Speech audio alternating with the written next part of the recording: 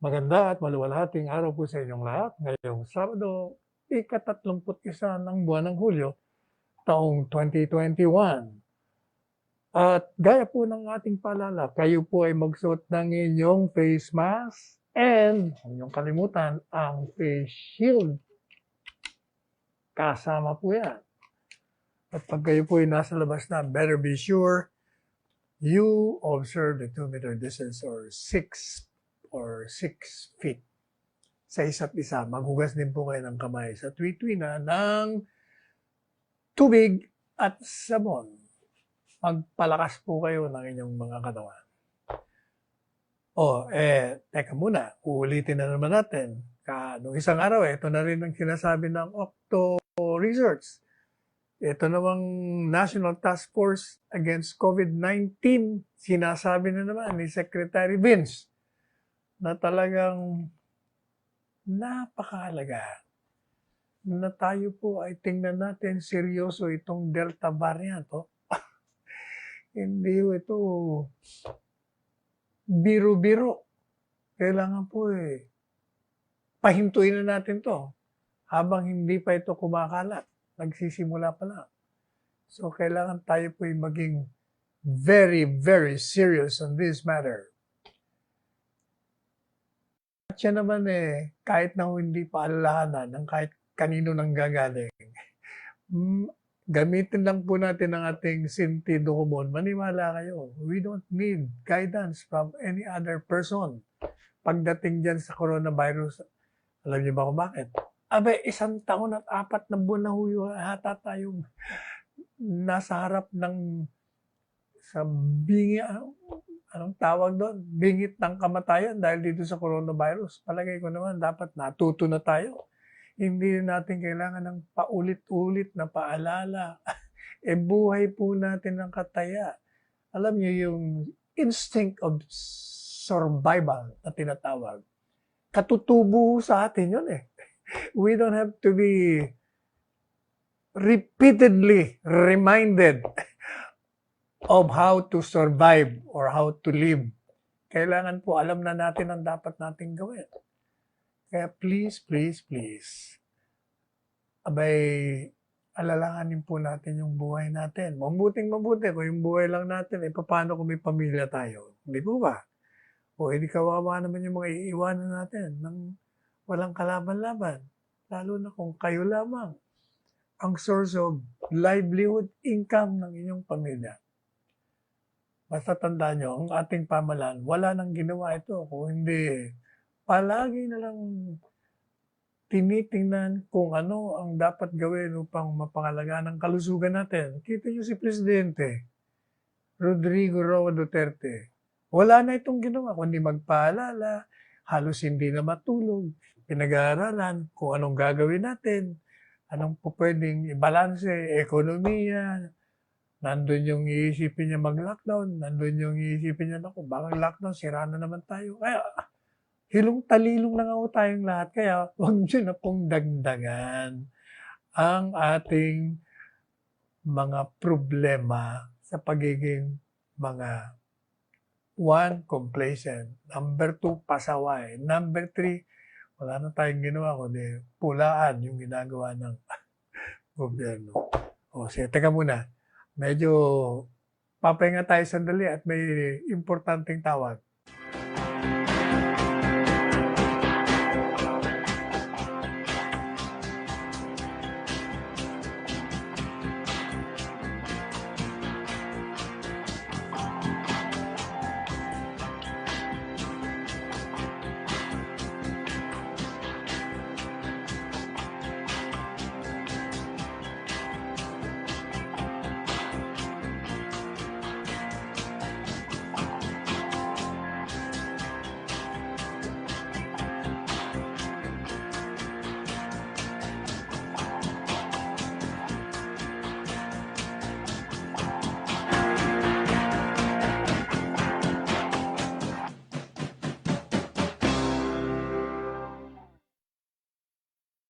Alright. Puntahan po natin nung isang araw, nung dumating po si Hidilyn Diaz, sinalubong ni Secretary Ed Anyo ng DILG to represent the President. At pagkatapos po noon ay sila'y nag-usap virtual at kinongratulate nga ni Presidente Duterte, si Helen Diaz, at na binigyan niya ng payo. At doon po sa courtesy call na virtual ni Helen Diaz, pinasalamatan po ni Pangulong Rodrigo Roa Duterte ang gold medalist sa Olympics na si Helen Diaz doon sa kanyang paghihirap, yung kanyang matinding preparasyon na lumikha naman ng magandang resulta sapagkat yung kanyang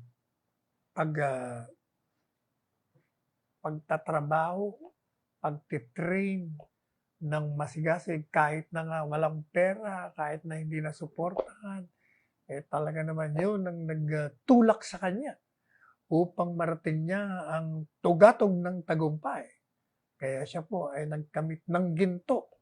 Ginto na halos 100 taon na natin pong hinahabol, hinahanap, hindi natin makuha. Kaya ngayon, siya ngayon ay umaani ng papuri, tagumpay. Hindi lamang yan, tumatanggap siya ng maraming pera ngayon. So sa pagkakaalam natin, 10 milyong piso sa gobyerno, 10 milyon kay Mr. Manny Pangilinan, 10 milyon kay Ramon Ang, tapos 3 milyon pa personal ni Presidente Duterte, maliban pa dun sa 10 milyon galing sa gobyerno.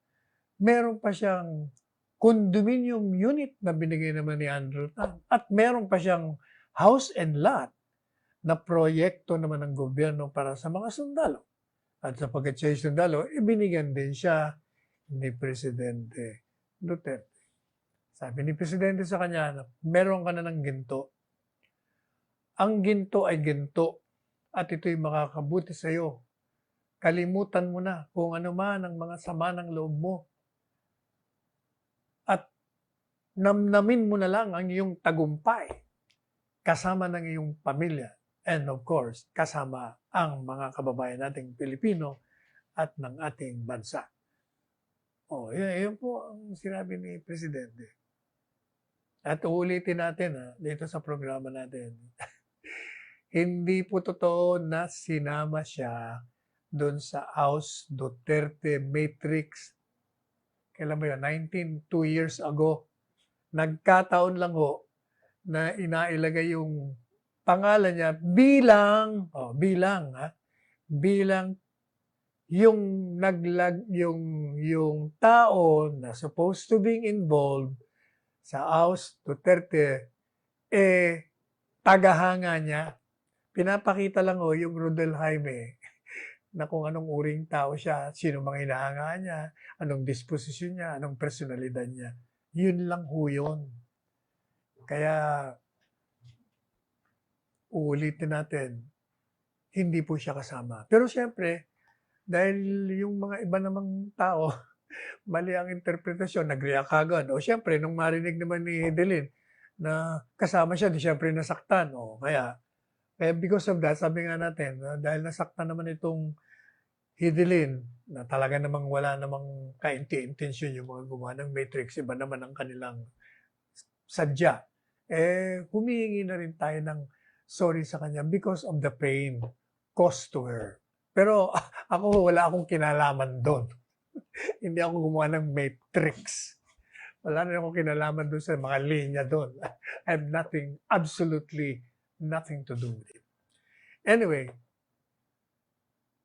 alam nyo, yung dyan sa mga anti-government trolls, meron tuloy nag-react kasi para bang gusto nila sila lang makipagdiwang, makipagselebrasyon kay Hedelin. Ayaw na nilang isama ang gobyerno kasi sinasabi nila, hindi nyo nga tinulungan yan na hindi nyo binigyan ng allowance yan.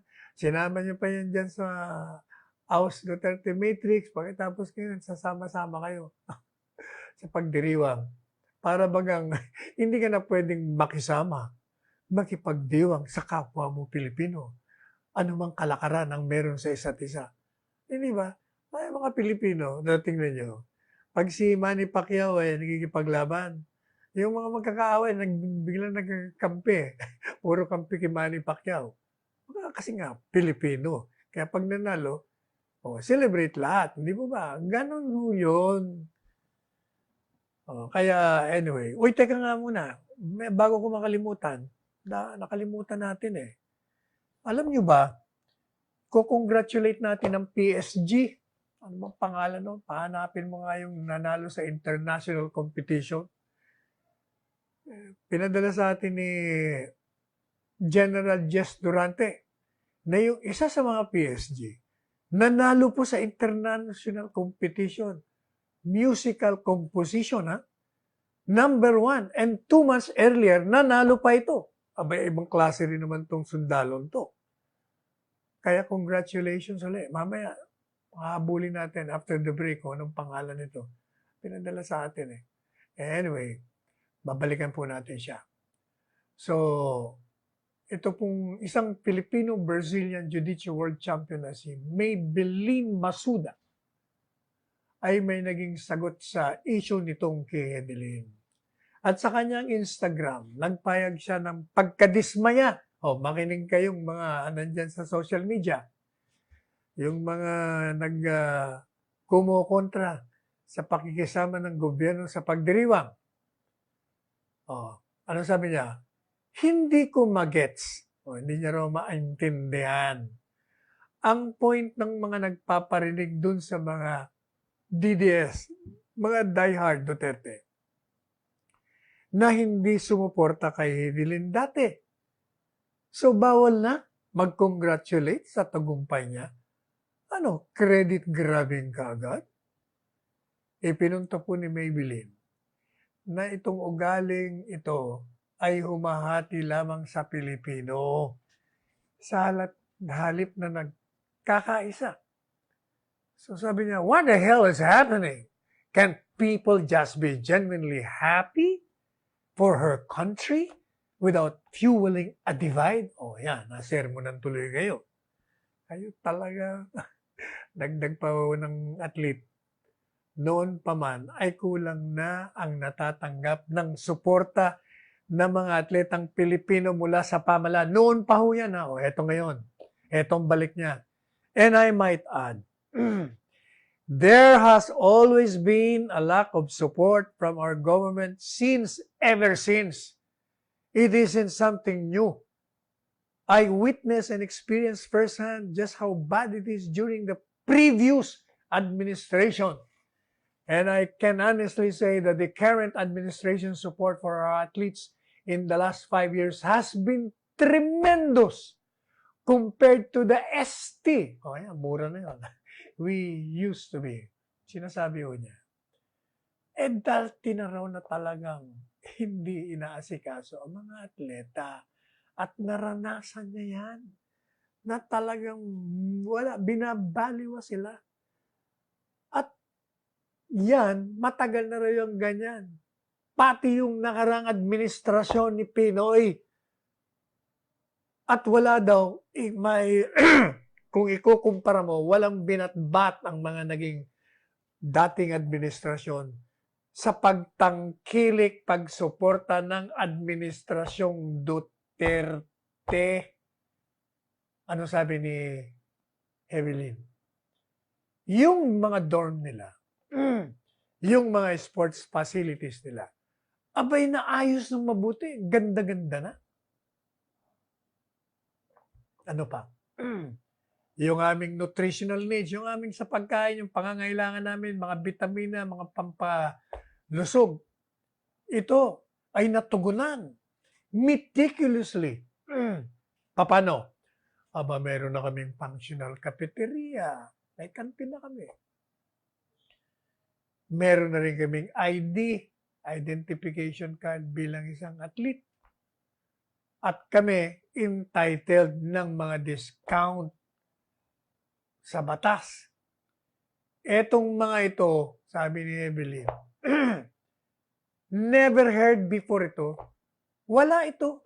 Ngayon lang sa panahon ng Administrasyong Duterte. At gate pa niya. And don't forget, we were able to successfully host the SEA Games with pride. Di ba nailunsad natin yung SEA Games? Ng buong parangalan, buong pagbubunyi, pinagmalaki natin sa buong mundo. More importantly, sabi niya, we were never abandoned during the pandemic kahit wala kami halos training at wala talagang larong inalagaan kami ng PSC at POC. Ano sabi niya? At wag nating kalimutan, sabi niya, tayo ay hindi pinabayaan, kami mga atleta, sa panahon ng pandemya. Kahit na wala kaming halos na training, pero inalagaan pa rin kami ng Philippine Sports Commission at Philippine Olympic Committee. Yan. Kayong mga trolls at mga anti-Duterte, kahit na hindi anti-Duterte, yung medyo gullible, hindi nag-iisip. Ayan. Nasermonan kayo tuloy ng gusto ng isang atleta who knows the facts, the reality on the ground. Salamat. Mabuti naman at merong kagaya mo, Evelyn, na nagsalita para mailagay mo sa tamang lugar itong mga pasaway na ito. Anyway,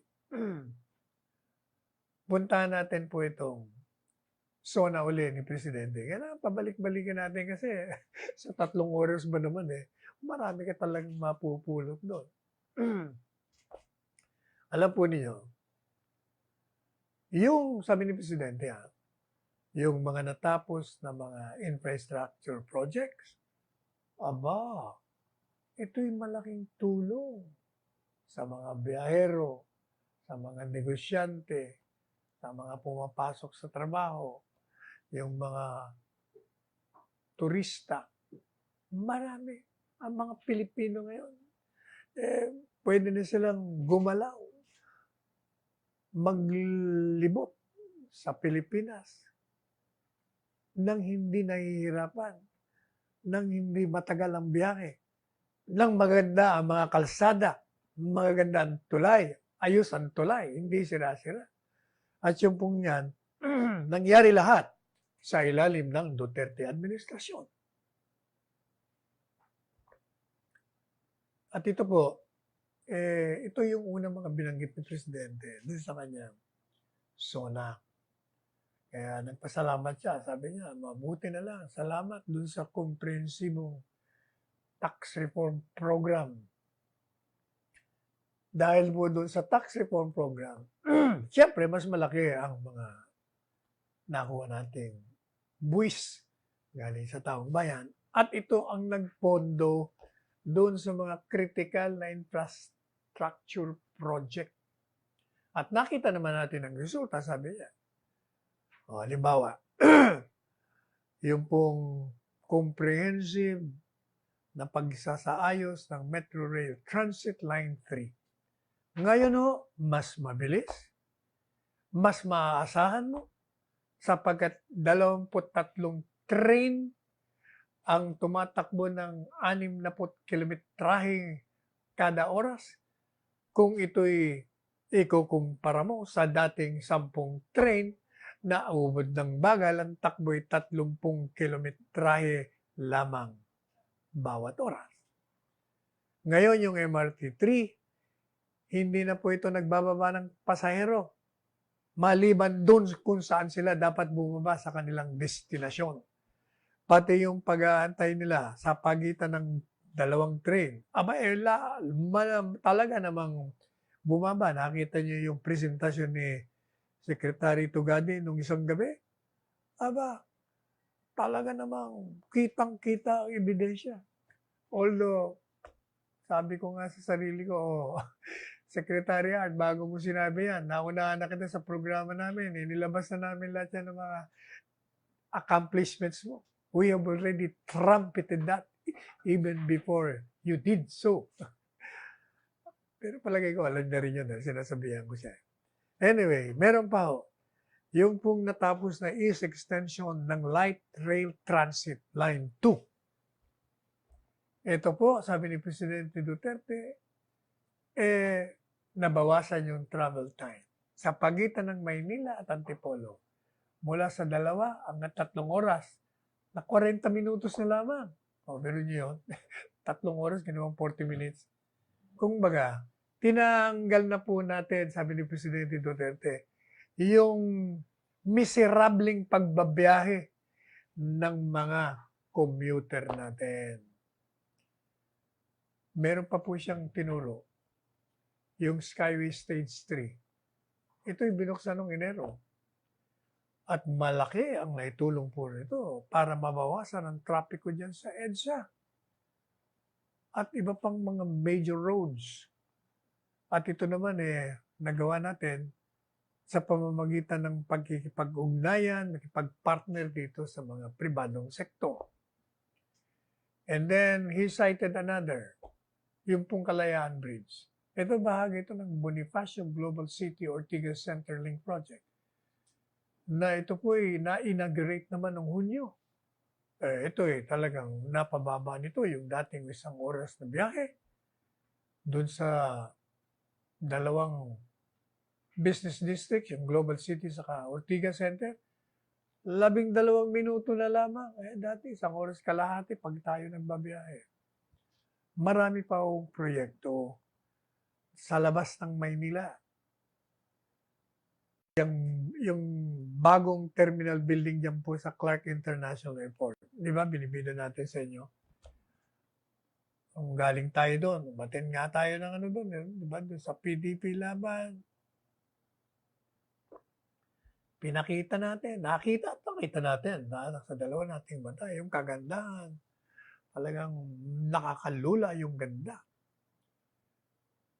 Sabi ni Presidente, yung mga bago at modernong mga terminal ng pasahero, aba ito equipped.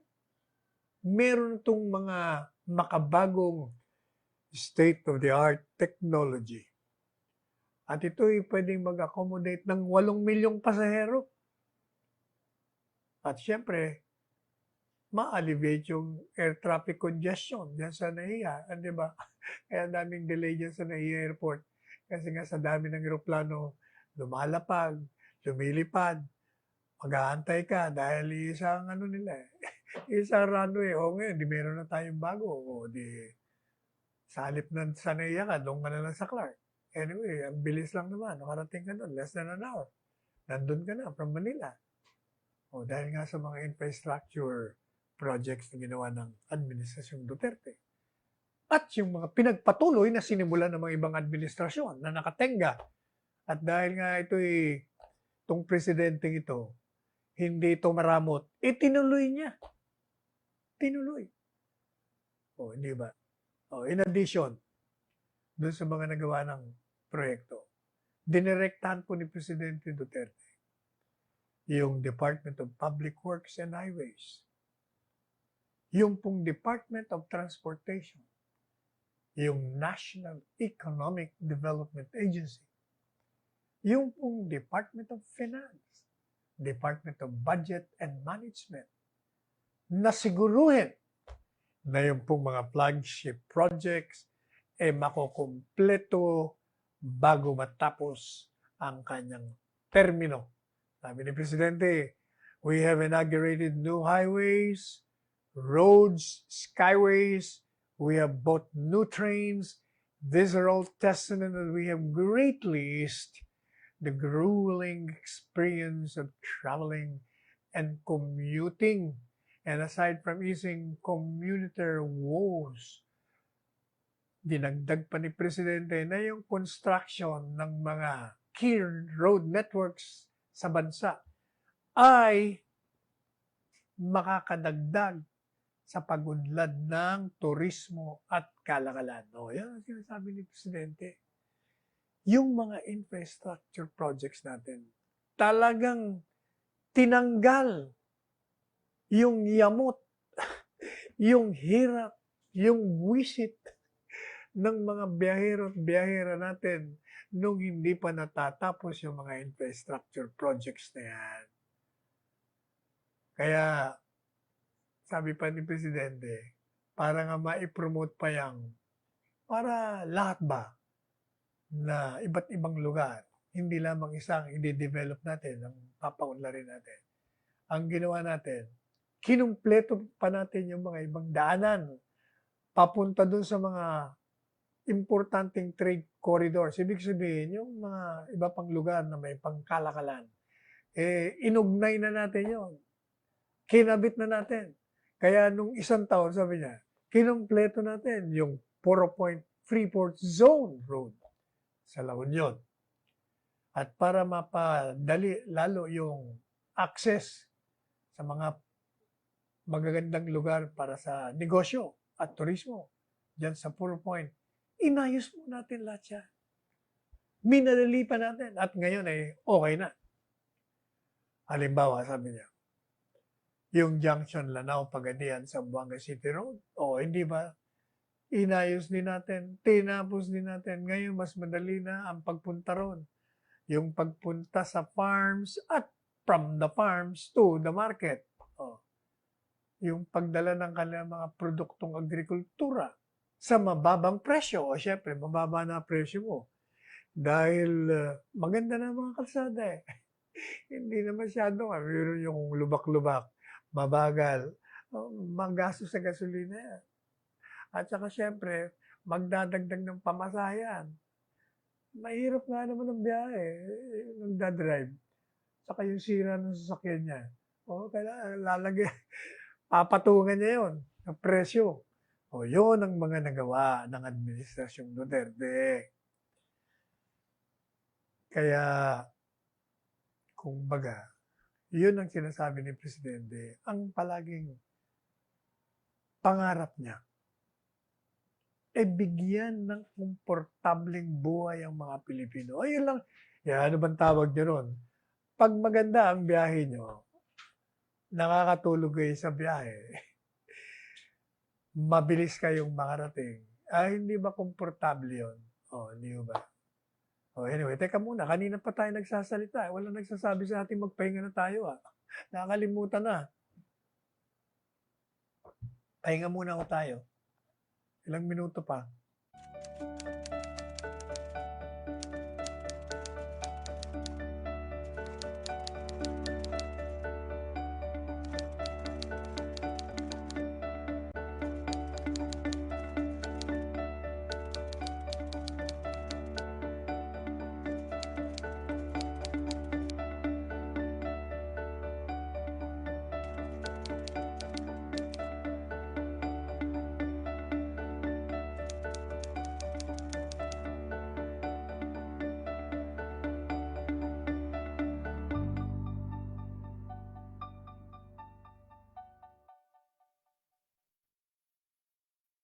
Doon po sa SONA, ito si Presidente, nabanggit, hinahanap niya si BP Lenny, si Ate BP Lenny. Ako rin hinahanap ko eh. Akala ko nandun eh. At lalapitan ko po sana. Magkaibigan kami dati nito. Hindi ko malaman kung bakit masama na loob sa akin ito. Nasagot ko lang naman ikaw talaga. Masyado akong matampuhin. Anyway, sabi ni Presidente, yan daw pong administrasyon ni Presidente. Binigay niya ng priority yung paglikha ng 5.52 kilometrahe na ang tawag po doon ay Sorsogon City Coastal Bypass Road. At may dinagdag siya, sabi niya, kasi mahal ko ang mga Bicolana. Pagkatapos, Ma'am, nandiyan ba kayo? Hinahanap niya si BP Lenny. Virtual naman pala si BP Lenny. Kasi last year, I remember, nandun siya. At saka ng mga nakarang zona, nandun din siya. Kaya binibina ni Presidente, yung Sorsogon City dyan sa Bicol, inuna namin yan. Kasi sabi niya, mahal ko ang mga Bicolano. Pagkatapos, inamin niya, medyo may konting politika lang dyan. Dahil dahil kay Ate BP Leni. Yan ang teritoryo ng ating Vice Presidenting BP Leni. Are you here, ma'am? Hinahanap ka. Kita mo naman, kahit na inaaway mo si Presidente. At kahit kung minsan nayayabot din sa'yo, hinahanap ka pa rin. Parang yung kanta, hinahanap, hanap kita, BP Leni. Di ba? Dapat natutuwa ka. Anyway, sabi naman ni Mayor Sara, kasi nabanggit ni Presidente Duterte, pinahuli ko yung Davao sa mga development, sa mga pagsasagawa ng mga infrastructure projects. Kasi taga ron tayo, baka naman mapulaan tayo. Kay Mayor Sara naman, sabi niya, okay lang yun. At tama yan si Presidente na dapat ang Davao kung taga saan siya. Dapat nasa buntot. Dapat kulelat yun sa mga listahan ng mga lugar na dapat na magbenepisyo dito sa mga infrastructure projects. At sabi niya, mawalang galang na sa mga taga Davao. Ako'y sumasang-ayon kay Presidente Duterte na dapat bigyan yung mga mas nangangailangan, yung mga hindi pa nakatanggap. O nga naman, kasi unang-una ang Davao City naman dahil nga sa pamamalakad, sa pag-upo ni Presidente Duterte bilang alkalde ng 23 anyos. At ito namang si Mayor Sara, naupo naman nila na tatlo. 5 taon na. Napaganda naman talaga ang Davao. Kaya sabi niya, why is Davao last? Sabi niya. Because, sabi naman ni Presidente, bakit ko pinahuli ang Davao? Kasi sabi ko sa kanila, bigyan niyo ng priority yung buong bansa. At sa simula pa lang ng aking Panguluan, sinabihan ko na yung mga economic managers, pati yung Department of Public Works and Highways na yan, yung Secretary Art ng Tugadi ng Transportation, unahin niyo ang Luzon at yung iba pang lugar sa Mindanao. Hayaan niyo muna yung aking lugar.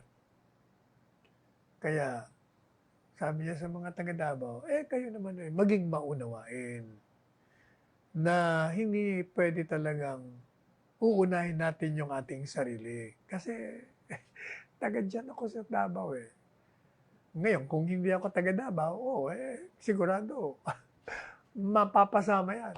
Kasama ng mga iba. Pero, since ako ay taga riyan, pahuli na natin. Yan ang mga ugali ng isang hindi makasarili. Hindi po ba? Meron pa siyang mga binabahagi sa atin. Sabi niya, yung mula noong 2016 hanggang 2020, yung pong Build program, alam niyo ba kung ano ang nagawa na nito in relation niya sa public infrastructure projects? Naalam niyo ba kung magkano na umabot ito? 2.5 trillion pesos. Tingnan niyo tingnan niyo maigi mga detractors, mga senador dyan sa oposisyon, lalo na yung si Frankie Boy. Yung sinasabi niya, build, this is a dismal failure. Itong si Frankie Boy, hindi ko lang maintindihan, bakit tinatawag itong Ano man tawag sa kanya? Ang tawag sa kanya, Fatso eh. Fatso ba? Anyway, ito, naging cabinet member ito ng anong administrasyon ba yun? Cory. O, hindi po ba? Madalit sabi, palagi siya nandyan. Pero, tingnan nyo, ikumpara nyo kung magkano ang nagugol ng administrasyong Duterte sa ilang taon lamang. Ha? From 2016 to 2020, 4 na taon, ang ginugol po natin, ang nagastos natin para pagandahin ang Pilipinas by way of infrastructure projects ay 2.5 trillion pesos. 4 na taon lang po yan. Ha?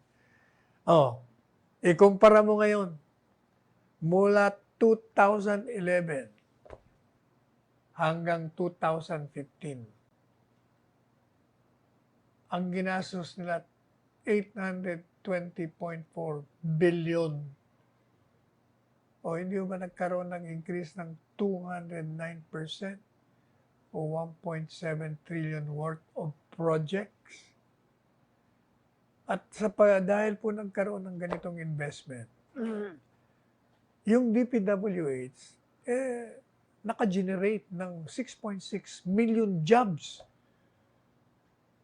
O yun, ganun, karami po ang nakinamang na mga mamamayan natin nagkaroon ng trabaho. Mula noong 2016 hanggang sa 2020.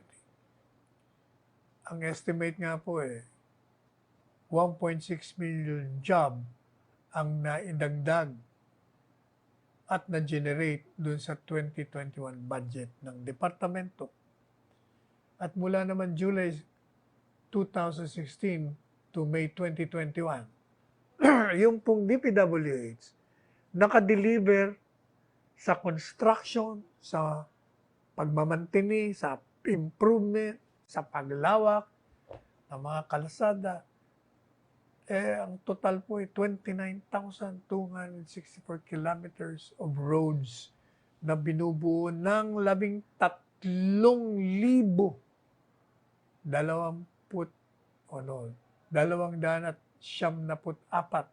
na kilometrahe ng proyekto niya sa Luzon at 5,427 kilometers naman sa Visayas.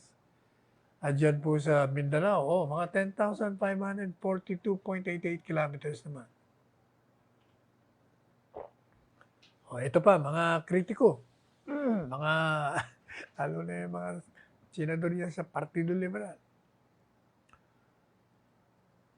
Pag-aralan nyo maigi. Sulat nyo kasi, yung mga road projects na nakompleto, 3,122.73 kilometers of preventive maintenance works. 3,591.96 kilometers of road rehabilitation reconstruction. 4,686.01 kilometers of widening. 1,470.51 kilometers of bypasses, diversion roads. 1,376.26 kilometers of missing links. 3,411.77 kilometers of upgrading. Kung mapapansin nyo, humihinga ako. Kasi madami tayong binabasang mga figures. Sa dami, kailangan medyo hihinga ka. Dahil baka malagutan tayo ng hininga sa dami ng mga pinaggagawa ng gobyerno ito. Ito pa, 149.65 kilometers of road to airports. 293.99 kilometers of road to seaports. 2,436.4 kilometers of access road to tourism destinations. 2,436.40 kilometers of road to trades, industries, economic zones. 2,025.24 kilometers of farm-to-market roads, 94.99 kilometers of farm-to-mill roads, and 5,902.25 at ng mga iba pang road construction. O sige nga, can you beat that, Mr. Frankie Boy? Sige nga, pakita mo nga yung sinasabi mong marami kayong nagawa sa panahon ninyo. In the same period, itong facts and figures pa, yung DPWH, nakadeliver po ito sa construction, yung sa punto ng widening, sa rehabilitasyon, sa replacement, yung papalitan mo, o kaya retrofitting ng ilang tulay? 5,970 tulay. Buong Pilipinas yan. Mantakin nyo, 5,950 bridges. Equivalent to 2,905 naman sa Luzon. At sa Visayas, 1,411. At sa Mindanao, 1,634. Hindi na ako makahinga sa dami. Nahihirapan na tuloy tayo. Ito pa. Flood prevention, mitigation, and control. Yung DPWH completed a total of 11,340 projects. 7,782 in Luzon. 1,752 in Visayas. 1,806 in Mindanao. Grabe talaga. Parang wala nang katapusan to .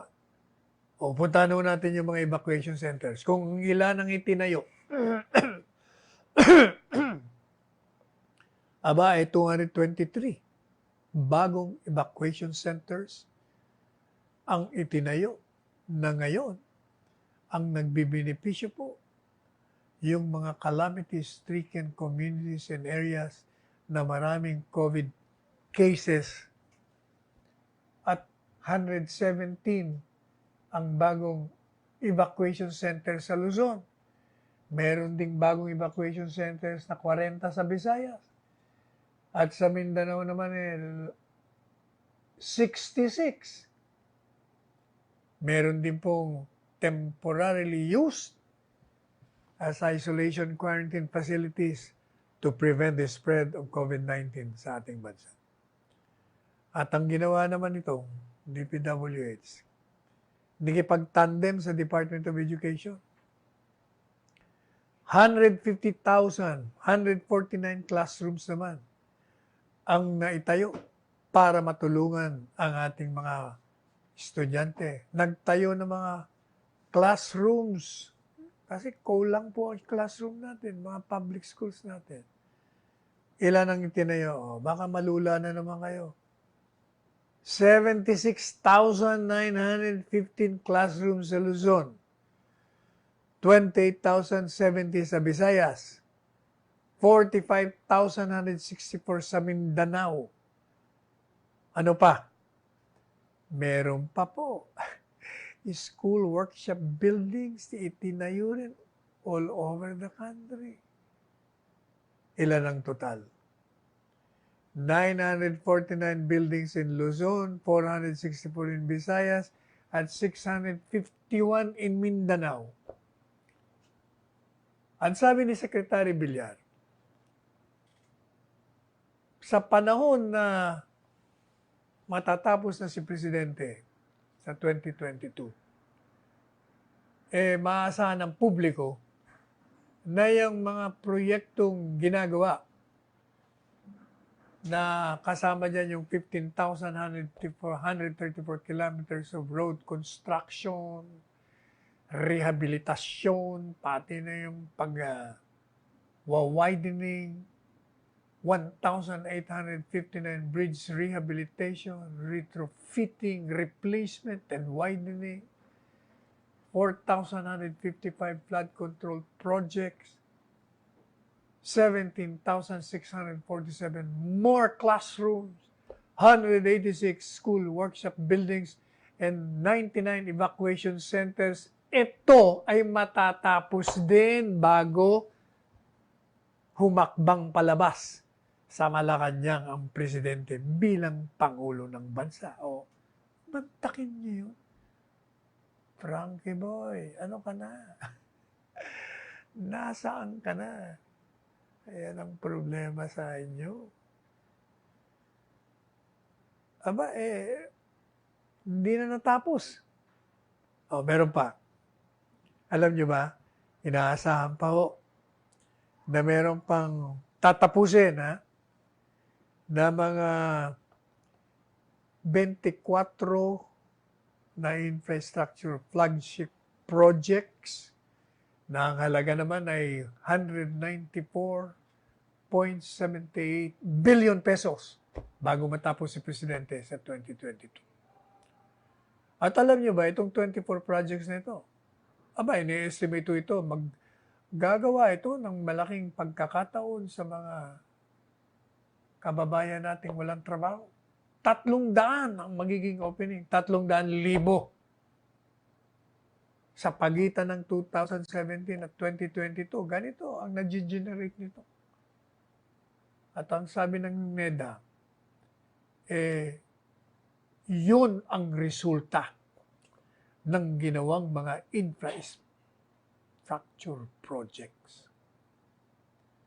At dun nga sa report ng NEDA, nasilip natin, yung pong construction ng 12 of these projects amounting to 67.68 billion are ongoing.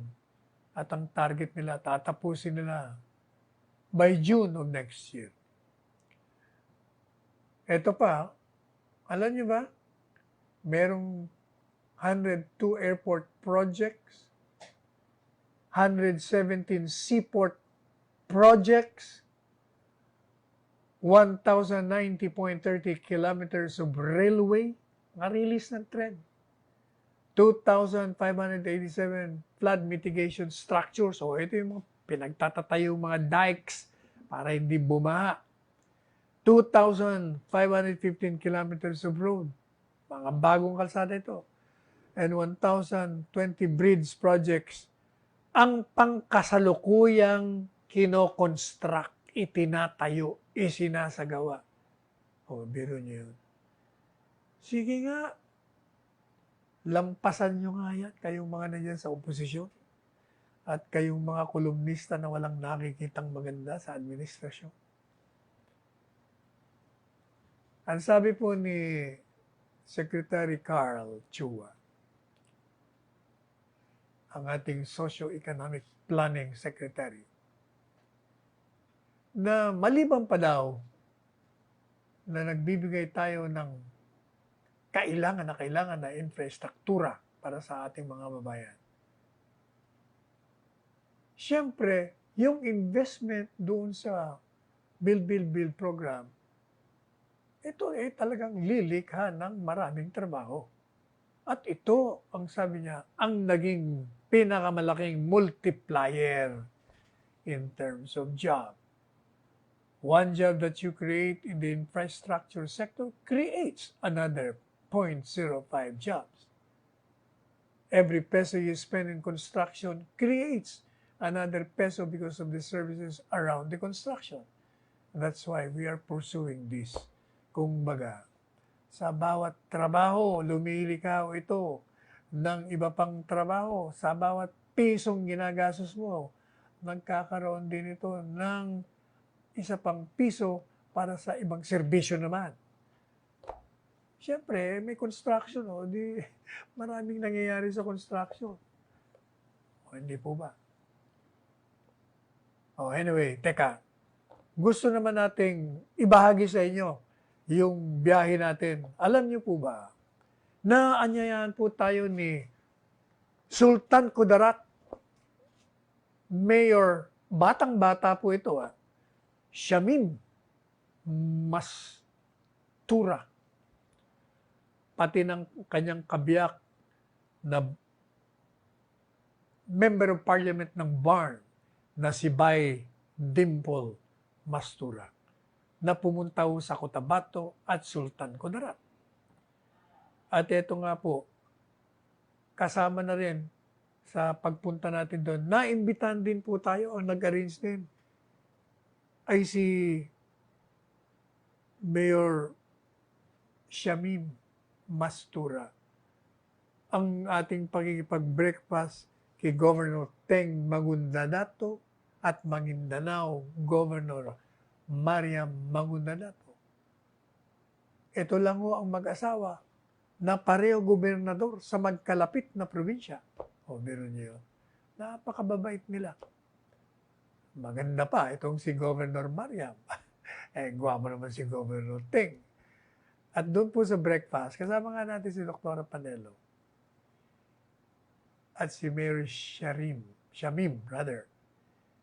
Nandun po yung tatlong alkalde, si Mayor Jonalet De Pedro ng Bagong Bayan, si Mayor Andy Agduma ng Lambayong, at si Acting Mayor Cristina Sandingan ng President Quirino, at yung LMP President ng Maguindanao. Ito po ng July 24 to Miyerkules, yata ito kung di tayo nagkakamali. Miyerkules ba? Hindi. Sabado. 2 days before SWAN na ito. O ito po, tingnan niyo yung mga pictures. Pakita nga natin. O ayan, nung tayo po'y dumating, sinalubong tayo ng mga staff. Ayun, si Governor Teng nga pala. Hindi ko makilala kasi yung mga puro nakamaska na. Sige, bilisan mo na para, ayan. Sa airport po yan.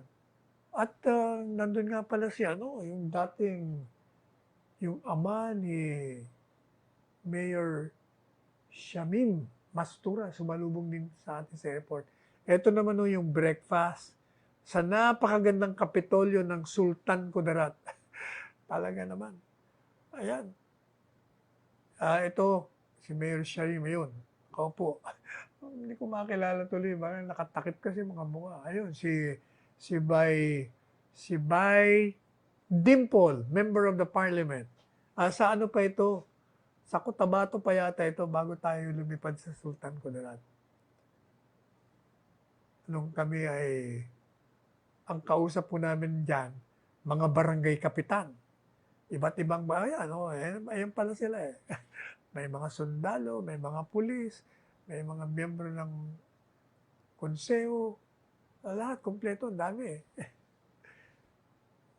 Pagkatapos, ayan. Ayan kami ni Dr. Panelo nakasakay sa chopper. Papunta na po kami niyan sa Sultan Kudarat. Kasama namin ayun, nakatalikod, kasama namin si Mayor Shamim Mastura. Mga 30 minutes ride din eh. Ayan. Ayan, si Mayor Shamim Mastura, batang-bata. Parang, mas bata pa yata ito doon sa anak kong si Paulo abogado ko.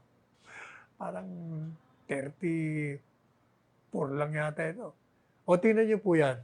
Yan, ospital na ipinatayo ni Governor Teng ng Sultan Kudarat. Ubod ng laki, ubod ng ganda.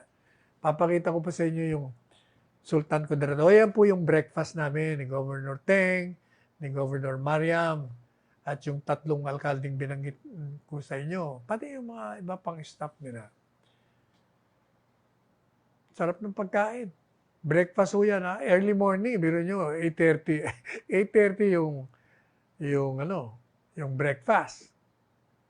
Di kailangan naalis kayo ng Cotabato ng madaling araw. Kasi pupunta ka pa ng airport, lilipad ka pa, salubungin ka pa. Pero eksakto naman, 8:30, kumain tayo yan. Ayan po si Governor Teng. Ganda ng katawan, laki. Ayan, si Governor Mariam naman yan. Tingnan nyo naman ang kanilang lobby, ang Kapitolyo. Napakaganda. Ayan. Magkakasama kami dyan. Ayan. Pasakay na ko si Dr. Panelo sa service car. Ayan. si Mayor Sharmim, saka si Governor Mariam. Nakapig siya. O yan, tingnan nyo, Capital of Sultan Kudarat. Administration of Dato Pax. O, yan, dati yung gobernador. O yan, kami inikot po inikot kami ni Governor Mariam. Tingnan nyo naman ang ganda. Ayan, ground lang po yan, garden lamang Mayor Joseph naman. Garden lang Oh, ayan ano yan, pondo ho yan nila.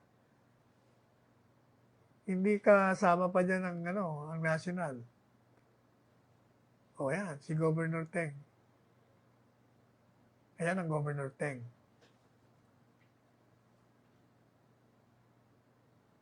Ito naman, ayan. Ito, alam nyo ito, may kwento ko dito. Yan ay ito ang abogado ni abogado ni Normi Suarez Dindo Si Bong Parcasio, abogado Bong Parcasio. Yung nasa kaliwa niya, akala ko si Baste. Kung pumorma Baste, mahaba din ang buhok. Rakista Sabi naman ng nanay niya, Sekretary, pareho kayo ng anak ko. Parang mas slim ka pa sa anak ko. Pareho kayo rakista. Hindi nga ako talaga slim ako. Anyway, alam nyo, meron mga hinaing na binigay sa atin at inilabas ko nga po nung isang gabi kay Presidente. Kasi yung COMELEC, tinatawagan kayo ng 2 gobernador ng Maguindanao. Meron naman palang batas na nakapasa na. Hinahati. Hindi ko naman maintindihan yung COMELEC. Bakit naman? 90 days. Hindi nyo raw magawa yung plebisito. Kompleto naman daw. May pera naman daw kayo. Pero sabi naman ni Commissioner Bing Guanzon, gagawan daw nila ng paraan. Gawin nyo na ho. At nako, pagod na yata sila. Masyado ng anxious. Marami po.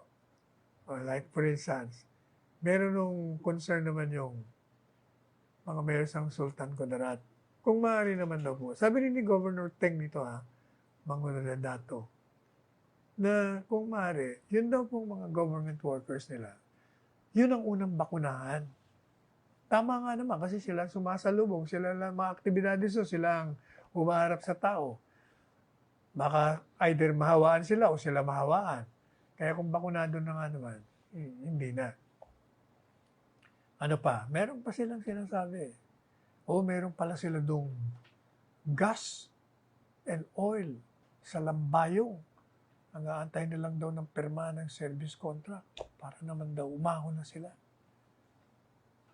Maraming concern sa mga DLG, mga local government units.